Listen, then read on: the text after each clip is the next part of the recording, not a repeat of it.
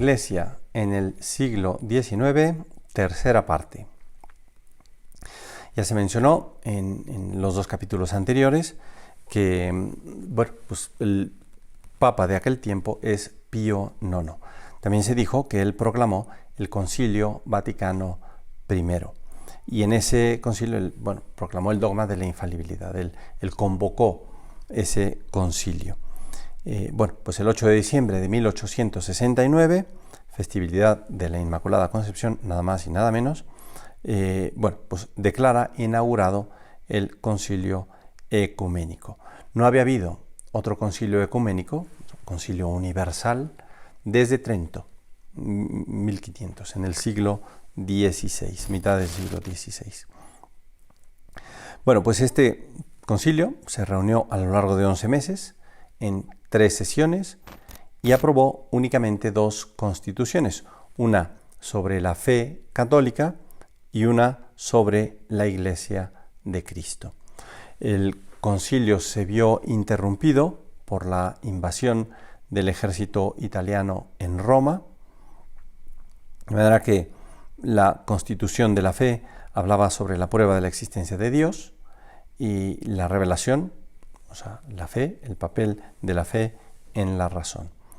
La segunda Constitución tenía previsto tratar de la constitución de la Iglesia completa, pero la interrupción del concilio solo permitió aprobar parte del primer capítulo, referente al Papa.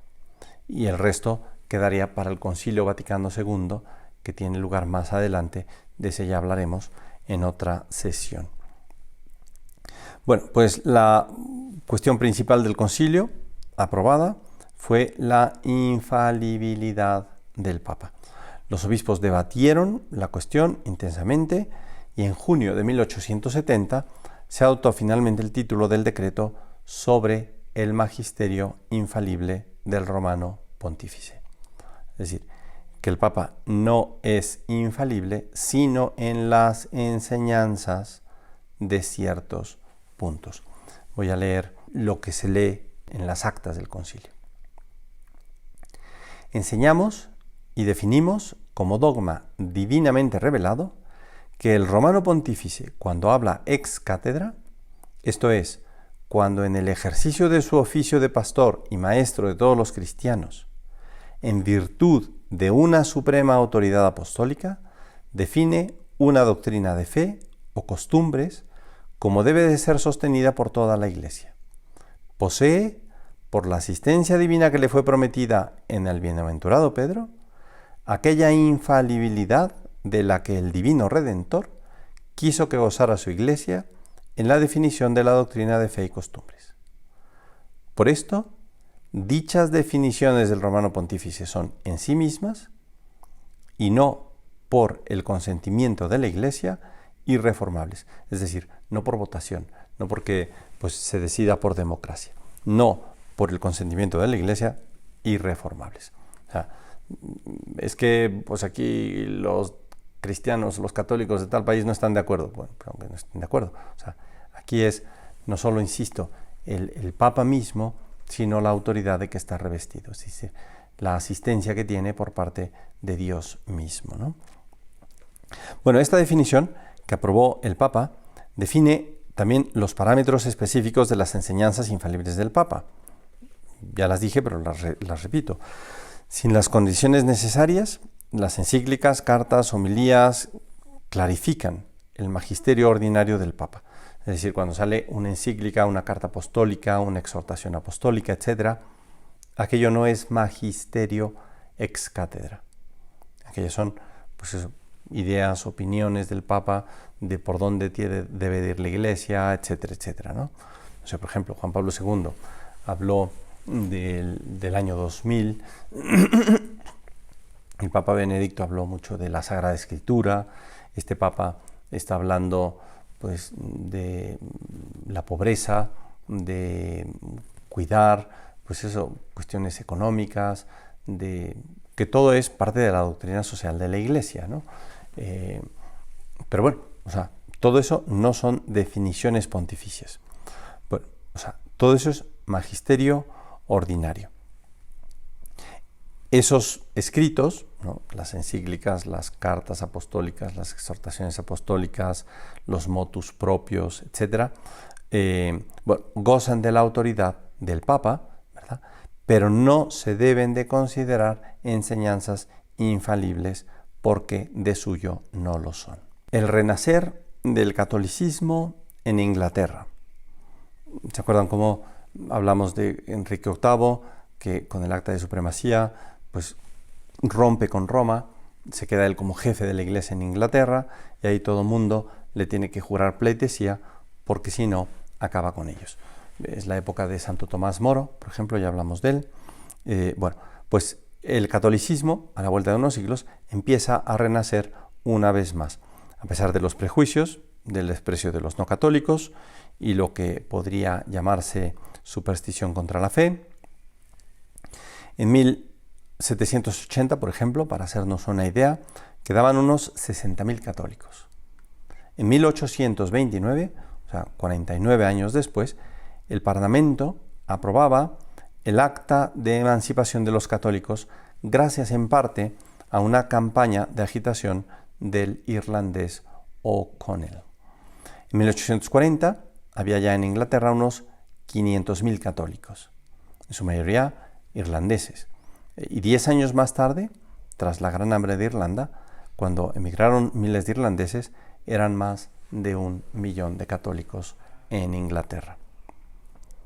Bueno, pues todo esto hacía que el catolicismo en el Reino Unido fuera pues cada vez más considerado. Se les veía pues eso con cierto respeto. Era un catolicismo meramente irlandés o de corte irlandés, venía de Irlanda, que además eso pasa en muchos países anglosajones, ¿no? Los irlandeses se dedicaron a misionar por todo el mundo anglosajón. Pero bueno, esto podría ser considerado una cosa de honor, ¿verdad? Porque pues, los irlandeses habían sido muy fieles a la fe, ¿verdad? Pero bueno, ni las sangrientas persecuciones de Cromwell, ni el durísimo código penal de Guillermo de Orange, ni la tiranía de los gobernantes ingleses había logrado doblegar a los irlandeses. En fin, esta fidelidad, como decía yo, les dio un papel preponderante en sus misiones overseas, ¿no? en otros países. Bueno, en 1838 se inició en Inglaterra, en el seno de la Iglesia anglicana, el famoso movimiento de Oxford. Fue dirigido por el reverendo Dr.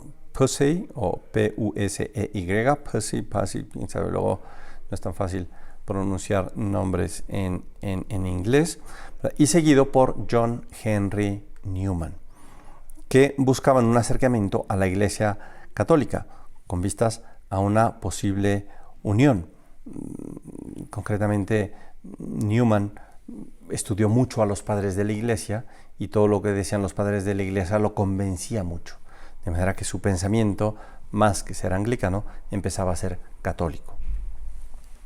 Bueno, 7 años más tarde, en 1845, se convierte al catolicismo y años más tarde el Papa Pío IX todavía lo nombra cardenal. ¿Qué fue el movimiento de Oxford? Bueno, pues consistió en que algunos teólogos de la Iglesia anglicana, ya lo decíamos, casi todos pertenecientes a la Universidad de Oxford, y de ahí el nombre, tuvieron el deseo de que su iglesia recuperara sus tradiciones más antiguas frente a un movimiento muy fuerte de secularización que por entonces estaba sufriendo la Iglesia anglicana. La Iglesia anglicana, ya decíamos, ¿no? Los movimientos secularistas o las ideas racionalistas, liberalistas, que emanan de la Revolución Francesa y de los ilustrados, pues hacen mucha mella. De manera que en la Iglesia anglicana también ven todos estos intelectuales, estos teólogos, esa tendencia a la secularización. Y dicen, no, pero vamos a ver, o sea, esto va a acabar con nosotros. Bueno, pues John Henry Newman, fuertemente influido por un famoso sermón del teólogo John Keble del año 1833, decide distribuir panfletos en los que defiende una concepción renovada del anglicanismo. Y muchos otros lo empiezan a apoyar. Bueno, pues empieza a tener seguidores, un tipo de mucho prestigio, de mucho peso intelectual, ¿verdad? Pues va haciendo publicaciones en el Times y un buen día, después de una publicación, después de haber considerado las cosas detenidamente, llega a la consecuencia de que se debe de convertir. Su conversión fue muy sonada, motivó a varios miembros de la Iglesia anglicana a convertirse a la Iglesia católica y pues intelectuales de finales del siglo XIX y principios del XX siguieron a Newman. El famoso movimiento de Oxford, un movimiento hacia la Iglesia católica. Bueno, pues aquí lo dejo, ya nos veremos en el próximo capítulo. Muchas gracias.